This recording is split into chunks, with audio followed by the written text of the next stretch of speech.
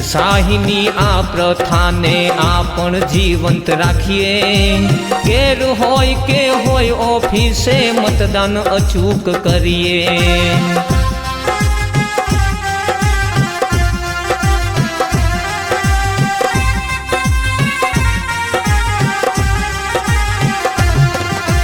ना डर के ना कोई खौफ होय अडग मने करिए। मतदाता थई पवित्र मतने शाने आम विड़फिए।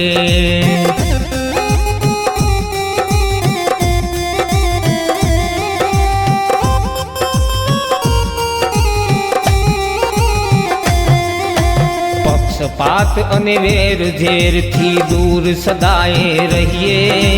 भारतनी समृद्धि काजे मतदान अचूक करिए।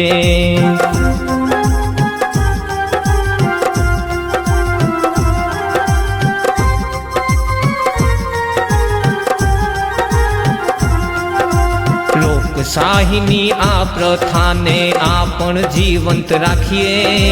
ઘેર હોય કે હોય ઓફિસે મતદાન અચૂક કરીએ।